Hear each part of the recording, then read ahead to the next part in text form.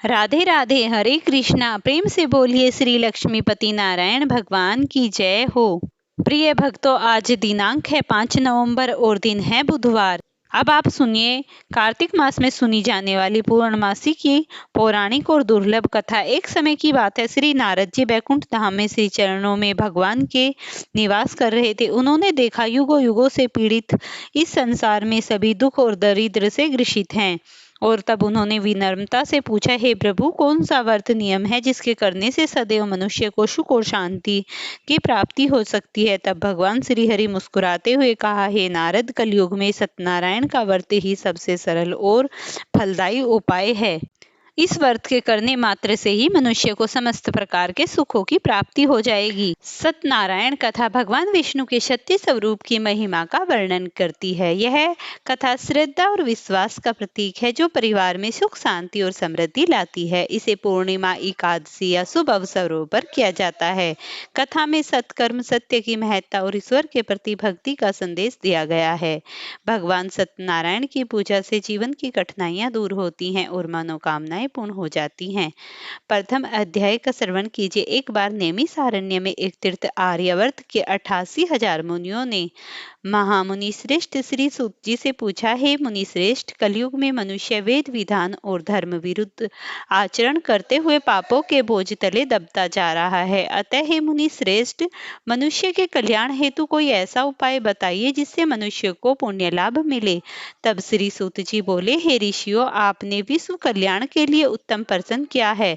अब मैं उस मंगलकारी व्रत का वर्णन करूंगा जिसके संबंध में एक बार महर्षि नारद जी ने भगवान लक्ष्मी नारायण से पूछा था और उन्होंने नारद जी से जो भी कहा था उसे सुनिए।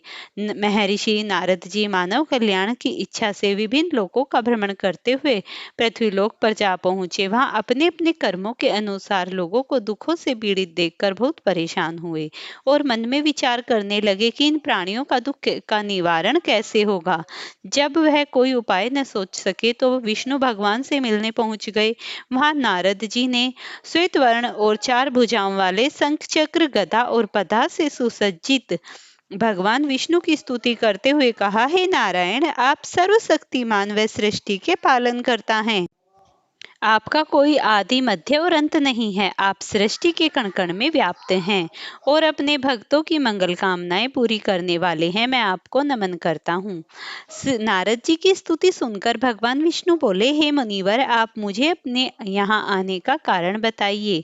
तब नारद जी ने कहा, पृथ्वीलोक के प्राणी अपने अपने कर्मों के अनुसार विभिन्न योनियों में रहते हुए दुखों से पीड़ित हैं। मुझ पर कृपा करते हुए ऐसा उपाय बताइए जिससे उनके दुखों का नाश हो सके। इसके उत्तर में भगवान विष्णु बोले, हे नारद, अब मैं ऐसे व्रत का वर्णन करने जा रहा हूँ जिसे करने से विश्व के सभी स्त्री पुरुषों को पापों से मुक्ति मिलेगी और निर्धनता नष्ट होने से मनुष्य अंदर तक जीवन यापन करेगा। श्री सत्यनारायण भगवान के इस व्रत को करने से जातक की सभी मंगल कामनाएं पूरी होंगी।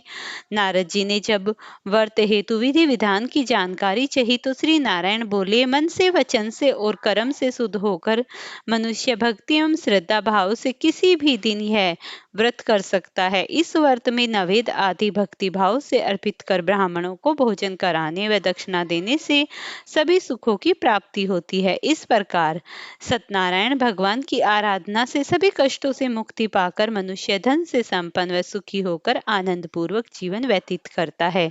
इसी के साथ अब प्रथम अध्याय समाप्त हुआ। अब आप द्वितीय अध्याय सुनिए। श्री सूत जी बोले, हे ऋषियों मुनियों, अब मैं आप सबको उस निर्धन ब्राह्मण की कथा सुना रहा हूँ जिसने श्री सत्यनारायण भगवान का सबसे पहले व्रत किया। प्राचीन समय में वह निर्धन ब्राह्मण काशी में रहता था और काशी में भिक्षा मांगकर अपना जीवन यापन किया करता था। ब्राह्मण की दुर्दशा देखकर ब्राह्मणों से प्रेम करने वाले श्री सत्यनारायण भगवान ने एक दिन बूढ़े व्यक्ति का रूप परिवर्तित कर उसके पास गए और जाकर पूछने लगे, हे ब्राह्मण देवता, तुम इस तरह घर घर भिक्षा मांगकर अनेक कष्टों को सहन करते हुए कैसे जीवन यापन कर रहे हो?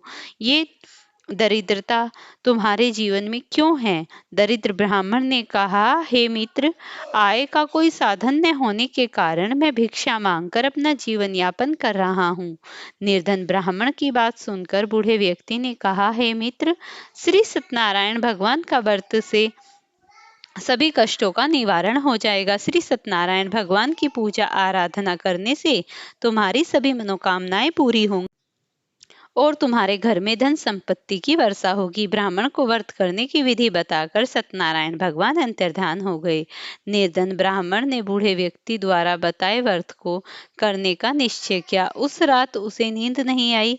वह व्रत करने के बारे में ही सोचता रहा और रात भर श्री सत्यनारायण भगवान का स्मरण करता रहा। प्रातः उठकर सत्यनारायण भगवान का व्रत रखने का निश्चय करता हुआ निर्धन ब्राह्मण भिक्षा मांगने के लिए निकल पड़ा। उस दिन ब्राह्मण को भिक्षा में बहुत धन मिला। घर लौटकर उसने अपने अपने आसपास के लोगों के साथ श्री सत्यनारायण भगवान की पूजा करने व उन्हें व्रत कथा सुनाने के बाद सभी को प्रसाद देकर स्वयं भी प्रसाद ग्रहण किया। कुछ ही दिनों में ब्राह्मण की निर्धनता दूर हो गई। उसके घर में धन धान्य की वर्षा होने लगी। हे मुनि श्रेष्ठ, अब मैं आपको उन लोगों की भी कथा सुनाता हूँ जिसने उस ब्राह्मण से श्री सत्यनारायण भगवान की व्रत कथा सुनकर यह व्रत किया।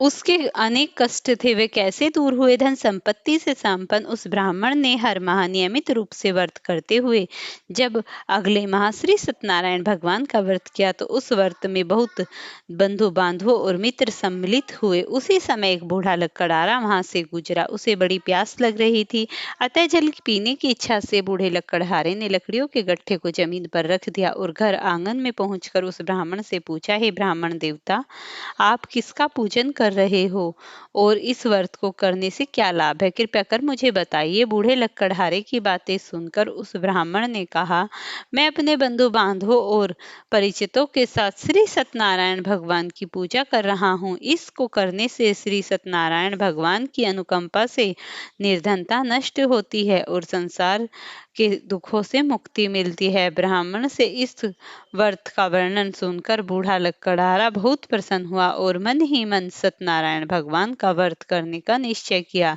इसके चलते हुए लकड़हारे के मन में एक विचार आया। उसने सोचा, आज लकड़ियां बेचने से जो धन मिलेगा, आज उस धन को मैं श्री सत्यनारायण भगवान की पूजा में लगाऊंगा। ऐसा विचार कर उस दिन लकड़हारे को लकड़ियों में अधिक रुपए मिले। लकड़हारे ने उन रुपयों से केले, घी, दूध, दही, गेहूं का आटा और शक्कर खरीदा। घर लौटकर लकड़हारे ने देवों के प्रिय नगरी काशी में श्री सत्यनारायण भगवान का पूजन किया। उस पूजा में उसके परिवार के वे आसपास के लोग भी सम्मिलित हुए। श्री सत्यनारायण भगवान की पूजा और व्रत कथा सुनने के बाद लकड़हारे ने प्रसाद बांटकर स्वयं भी प्रसाद ग्रहण किया। श्री सत्यनारायण भगवान की अनुकंपा से लकड़हारे के घर में धन धान्य की वर्षा होने लगी। उसकी निर्धनता दूर हो गई और श्री सत्यनारायण भगवान की पूजा करते हुए लकड़हारा आनंद पूर्वक जीवन यापन करता हुआ अंत में मोक्ष को प्राप्त कर वैकुंठ धाम को चला गया। इस प्रकार अब आप तीसरे अध्याय की कथा सुनिए। श्री सूत जी बोले, हे ऋषि मुनियों, अब मैं आपको आगे की कथा कहता हूँ। प्राचीन काल में कनकपुर में उल्लामुख नाम का एक बुद्धिमान तथा सत्यवादी राजा राज्य करता था। वह प्रतिदिन मंदिर जाकर सत्यनारायण का पूजन किया करता था और निर्धनों को अन्न, वस्त्र और धन दान देकर खुद प्रसन्न हुआ करता था। उसकी पत्नी सुभद्रा बहुत ही सुशील थी। वे दोनों हर महीने श्री सत्यनारायण भगवान का व्रत करते थे। सत्यनारायण की अनुकंपा से महल में धन धान्य के भंडार भरे थे। उनकी सारी प्रजा बहुत ही सुखी थी, जीवन यापन कर रही थी। एक बार राजा और रानी बहुत से लोगों के साथ जब भद्रशिला नदी के किनारे श्री सत्यनारायण भगवान की पूजा कर रहे थे तो नदी के किनारे एक बड़ी नाव आकर ठहरी। उस नाव में एक धनी व्यापारी यात्रा कर रहा था। वह बहुत सा धन कमाकर अपने नगर को लौट रहा था। उसका सारा धन उस नाव में रखा हुआ था। नाव से उतरकर व्यापारी राजा के समीप पहुंचा। राजा को पूजा करते देख उसने कहा, हे राजन, आप इन सब लोगों के साथ मिलकर किसकी पूजा कर रहे हो? इस पूजा के करने से मनुष्य को क्या लाभ होता है? राजा ने व्यापारी से कहा, हम हर पूर्णिमा को सत्यनारायण भगवान का व्रत करते हैं और फिर पूजा अर्चना के बाद भगवान का प्रसाद लोगों को बांटकर स्वयं भी ग्रहण करते हैं। सत्यनारायण भगवान की पूजा से से दुखियों के सारे दुख दूर होते हैं। राजा की बात सुनकर व्यापारी ने कहा, हे राजन, मैं भी श्री सत्यनारायण भगवान का व्रत करना चाहता हूँ, कृपया मुझे इस व्रत को करने की विधि बताइए। राजा ने व्यापारी को सत्यनारायण व्रत की पूरी विधि बताई। राजा ने व्रत कथा सुनने के बाद व्यापारी को भी प्रसाद दिया। श्री सत्यनारायण भगवान का स्मरण करते हुए व्यापारी ने प्रसाद ग्रहण किया और लौटकर अपनी पत्नी लीलावती से कहा, हमारी कोई संतान नहीं है। यदि सत्यनारायण भगवान की अनुकंपा से हमारी कोई संतान हुई तो मैं श्री सत्यनारायण भगवान का व्रत अवश्य करूंगा। व्यापारी के ऐसा निश्चय करने के कुछ समय बाद लीलावती गर्भवती हुई और उसने एक सुंदर कन्या को जन्म दिया। व्यापारी ने पुत्री जन्म पर बहुत खुशियां मनाई, लेकिन सत्यनारायण भगवान का व्रत नहीं किया। जब उसकी पत्नी लीलावती ने अपने पति से व्रत करने को कहा तो वह बोला, अभी क्या जल्दी है, इसका विवाह होगा तब मैं अवश्य ही सत्यनारायण भगवान का व्रत करूंगा। अपने पति के वचन सुनकर लीलावती चुप रह गई। व्यापारी की कन्या कलावती शुक्ल पक्ष के चंद्रमा की तरह बढ़ने लगी। एक दिन व्यापार में बहुत सा धन कमाकर लौट रहे व्यापारी ने अपनी बेटी को सहेलियों के साथ उपवन में घूमते देखा तो उसे उसके विवाह की चिंता होने लगी। व्यापारी ने कलावती के लिए सुयोग्य वर ढूंढने के लिए अपने सेवकों को दूर दूर नगरों में भेजा। व्यापारी के सेवक कंचनपुर नगर में पहुंचे। उस नगर में उन्होंने एक वर्णिक पुत्र को देखा। वर्णिक पुत्र अत्यंत सुंदर और गुणवान था। सेवकों ने वापस लौटकर व्यापारी को उस वर्णिक पुत्र के बारे में बताया। व्यापारी उस सुंदर लड़के को देखकर बहुत प्रसन्न हुआ और कलावती का विवाह बहुत धूमधाम से उसके साथ कर दिया। दहेज में उनके वर्णिक पुत्र को बहुत सा धन दिया। कलावती का विवाह भी हो गया, लेकिन व्यापारी ने श्री सत्यनारायण भगवान का व्रत नहीं किया। लीलावती ने अपने पति से कहा, नाथ, आपने कलावती के विवाह पर श्री सत्यनारायण भगवान का व्रत करने का निश्चय किया था, अब तो आपको व्रत कर लेना चाहिए। पत्नी की बात सुनकर व्यापारी ने कहा, अभी मैं अपने दामाद के साथ व्यापार के लिए जा रहा हूँ। व्यापार से लौटने पर श्री सत्यनारायण भगवान का व्रत पूजन अवश्य करूंगा। यह कहकर व्यापारी ने नावों में सामान भरा और अपने दामाद तथा सेवकों के साथ व्यापार के लिए निकल पड़ा। उस व्यापारी द्वारा बार बार व्रत का निश्चय करने पर फिर से न करने पर सत्यनारायण भगवान क्रोधित हो गए और व्यापारी को दंड देने का निश्चय किया। व्यापारी अपने दामाद के साथ सारपुर में पहुंचकर व्यापार करने लगा। एक दिन कुछ चोर महल में चोरी करके भाग रहे थे। सैनिक उनका पीछा कर रहे थे। भागते हुए चोरों ने सैनिकों से बचाने के लिए चोरी का धन अवसर पाकर व्यापारी की नाव में छिपा दिया। चोरों का पीछा करते हुए सैनिक व्यापारी के पास पहुंचे। उन्होंने व्यापारी की नाव की तलाशी ली तो उन्हें राजा का चोरी किया सामान मिल गया। तब सैनिकों और व्यापारियों और उसके दामाद को बंदी बनाकर राजा के पास ले गए। राजा ने उन दोनों बंदी गृह में डाल दिया और सारा धन उनसे ले लिया। श्री सत्यनारायण भगवान के प्रकोप से उधर लीलावती पर भी मुसीबतों का पहाड़ टूट पड़ा। उसके घर में चोरी हो गई और सारा धन चोर चुरा कर ले गए। घर में खाने के लिए अन्न भी नहीं बचा। भूख प्यास से व्याकुल होकर व्यापारी की बेटी कलावती एक ब्राह्मण के घर गई। उस ब्राह्मण के घर में श्री सत्यनारायण भगवान की व्रत कथा हो रही थी। उसने भी वहां बैठकर व्रत कथा सुनी और प्रसाद लिया। घर लौटकर कलावती ने अपनी माँ लीलावती से सारी बातें कही। कलावती से श्री सत्यनारायण भगवान की व्रत कथा की बात सुनकर लीलावती ने निश्चय किया कि अगले दिन लीलावती अपने परिवार और आसपास के लोगों के साथ श्री सत्यनारायण भगवान की पूजा पाठ की। पूजा के बाद उसने स्वयं प्रसाद ग्रहण किया। लीलावती ने अपने पति और दामाद के घर लौट आने की मनोकामना से श्री सत्यनारायण भगवान का व्रत किया। लीलावती ने विधि पूर्वक व्रत करने से, प्रसाद ग्रहण करने से भगवान सत्यनारायण प्रसन्न होकर उसकी मनोकामनाएं पूरी की। उन्होंने राजा चंद्रकेतु को स्वप्न में कहा, हे राजन, व्यापारी और उसके दामाद बिल्कुल निर्दोष हैं। सुबह उठते ही उन दोनों को मुक्त कर दो, उन दोनों को सारा धन वापस दे दो। यदि तुमने ऐसा नहीं किया तो मैं तुम्हारा सारा वैभव नष्ट कर दूंगा। इतना कहकर श्री सत्यनारायण भगवान वहां से अंतर्धान हो गए। प्रातः होते ही राजा चंद्रकेतु ने अपने मंत्रियों और राज ज्योतिषियों को रात रात के स्वप्न के बारे में बताई हुई बातें और सबने व्यापारी और उसके दामाद को छोड़ने के लिए कह देते हैं। राजा चंद्रकेतु ने तुरंत उस व्यापारी और उसके दामाद को छोड़ दिया, सारा धन भी वापस कर दिया। इस प्रकार श्री सत्यनारायण भगवान की अनुकंपा से व्यापारी और उसका दामाद दोनों खुशी खुशी अपने नगर की ओर चल पड़े। इस तरीके से अब आप चतुर्थ अध्याय का श्रवण कीजिए। सूत जी बोले, उस व्यापारी ने अपने दामाद के साथ शुभ मुहूर्तों में नावों द्वारा सारासार से प्रस्थान किया। लंबी यात्रा करने के बाद व्यापारी ने एक नगर के किनारे नावों को रोककर भोजन किया और फिर दोनों विश्राम करने लगे।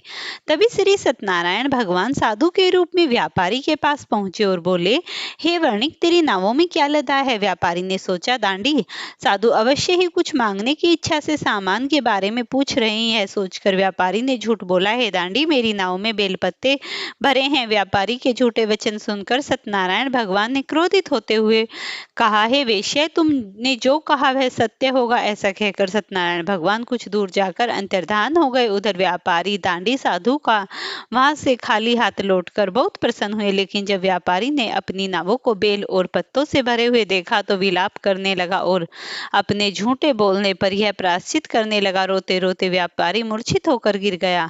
कुछ देर बाद जब उसकी मूर्छा नष्ट हुई तो उसके दामाद ने कहा, आप मेरे दुख से दुखी मत होइए, यह सब उस दांडी साधु के श्राप के कारण हुआ है। अब आप उसी दांडी स्वामी के पास जाइए, वहीं से तुम्हारी विपत्तियों से छुटकारा दिला सकते हैं। दामाद के ऐसे वचन सुनकर दांडी स्वामी साधु की तलाश में चल दिए। कुछ दूर जाने पर उसने एक वृक्ष के नीचे दांडी साधु के रूप में श्री सत्यनारायण भगवान से मिलने गए।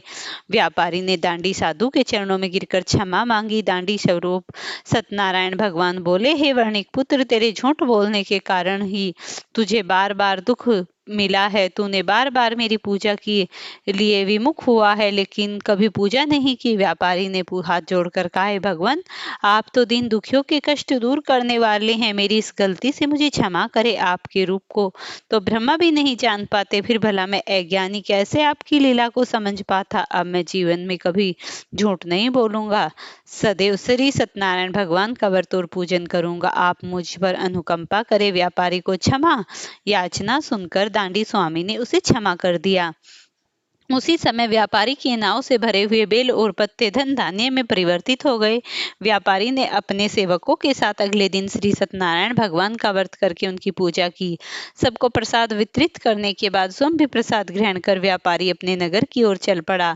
अपने नगर में पहुंचकर व्यापारी ने एक सेवक को अपने घर भेजा। सेवक ने लीलावती को सूचित किया। उस समय लीलावती कलावती दोनों श्री सत्यनारायण भगवान की पूजा कर रही थी।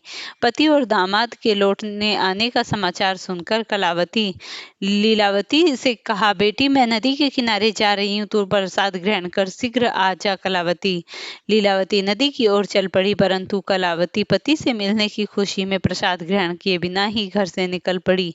नदी किनारे जाकर बैठी और पहुंची। उसने प्रसाद ग्रहण न करने के कारण सत्यनारायण भगवान क्रोधित हो गए। उन्होंने व्यापारी की नाव को नदी में डुबा दिया। अपने पति को वहां न देख लीलावती ने रोना शुरू कर दिया। तब व्यापारी ने कहा, पुत्री, अवश्य ही तुम्हें कोई भूल की है, इसीलिए श्री सत्यनारायण भगवान ने तुम्हें दंड दिया है। तब व्यापारी ने श्री सत्यनारायण भगवान से प्रार्थना की, हे भगवान, मेरे परिवार की, मेरे किसी स्त्री पुरुष से यदि कोई भूल हो गई हो तो उसे अवश्य क्षमा करे। तब आकाशवाणी हुई, हे वर्णिक पुत्र, तेरी कन्या मेरे प्रसाद को ग्रहण किए बिना चली आई।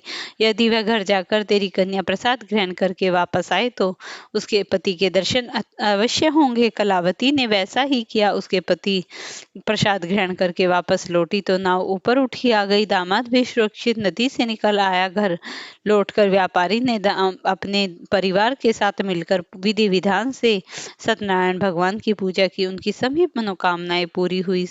अब आप 5वां अध्याय सुनिए। श्री सूत जी बोले, हे ऋषियों मुनियों, मैं आपको कथा कहता हूँ। कौशलपुर में एक राजा तुंगध्वज प्रजा अपनी छत्र छाया में आनंद पूर्वक रहा करता था। तब तुंगध्वज अपनी प्रजा के सुख से बहुत ध्यान रखता, लेकिन एक बार उसने सत्यनारायण भगवान का प्रसाद ग्रहण नहीं किया। तब श्री सत्यनारायण भगवान ने राजा को प्रसाद ग्रहण न करने का दंड दिया। एक दिन राजा तुंगध्वज जंगल में हिंसक पशुओं का शिकार करने निकला था। शिकार का पीछा करते करते वह अपने सैनिकों से अलग हो गया और उसने देर तक हिंसक जानवरों का शिकार किया। अतः कुछ देर विश्राम करने के लिए वह एक वृक्ष के नीचे बैठ गया। समीप ही कुछ कुछ चरवाहा श्री सत्यनारायण भगवान की पूजा कर रहे थे। राजा ने उनके पास से गुजरते हुए श्री सत्यनारायण भगवान को नमस्कार किया। चरवाहों ने राजा को पूजा के बाद प्रसाद दिया तो राजा ने प्रसाद भी ग्रहण किया और घोड़ों पर सवार हो अपने नगर की ओर चल दिए। राजा जब नगर में पहुंचा तो देखा कि उसका सारा धन वैभव नष्ट हो चुका है। श्री सत्यनारायण के प्रकोप से राजा निर्धन हो गया। तब राज्य ज्योतिषों ने कहा, हे महाराज, आपने अवश्य कोई भूल की है। अगर आप उस भूल का प्रायश्चित कर लें तो सब कुछ पहले जैसा हो जाएगा। राजा को तुरंत अपनी भूल का स्मरण आया। अतः मंदिर में जाकर राजा ने श्री सत्यनारायण भगवान से क्षमा मांगी और उनसे पूजा की। पूजा के बाद प्रसाद ग्रहण करने से श्री सत्यनारायण भगवान की अनुकंपा से चमत्कार हुआ। राजा का खोया वैभव पुनः लौट आया। श्री सत्यनारायण भगवान की कृपा से जीवन के सभी सुखों का भोग करते हुए अंत में राजा मोक्ष को प्राप्त हुआ। इसी प्रकार श्री सत्यनारायण भगवान के व्रत और पूजन को करने से मनुष्य दुख चिंताएं नष्ट हो जाती हैं, सभी मनोकामनाओं को प्राप्त कर मोक्ष को सीधे वैकुंठ धाम को जाता है। श्री सूत जी कुछ पल रुक कर कहा, हे मुनि श्रेष्ठ, श्री सत्यनारायण भगवान के व्रत से पूर्व जन्मों में जिन लोगों ने किया उन्हें दूसरे जन्म में भी सभी तरह के सुख प्राप्त हुए। वृद्ध सनातन ब्राह्मण ने पूर्व जन्म में भगवान सत्यनारायण का विधि व्रत किया। वह दूसरे जन्म में सुदामा के रूप में भगवान की पूजा करते हुए अंत में मोक्ष को प्राप्त हुआ, वैकुंठ धाम को चला गया।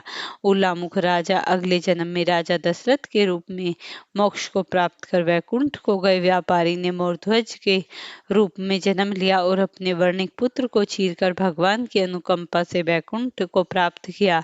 राजा तुंगध्वज अगले जन्म में मनु के रूप में जन्म लेकर सत्कर्म करते हुए मोक्ष को प्राप्त कर वैकुंठ धाम को गए। हे ऋषि मुनियों, श्री सत्यनारायण भगवान का व्रत और पूजा करने से सभी चिंताएं मिट जाती हैं, मोक्ष को प्राप्ति होती है और मनुष्य अनंत काल तक वैकुंठ में ही रह जाता है। इसी के साथ श्री सत्यनारायण भगवान की कथा समाप्त हुई।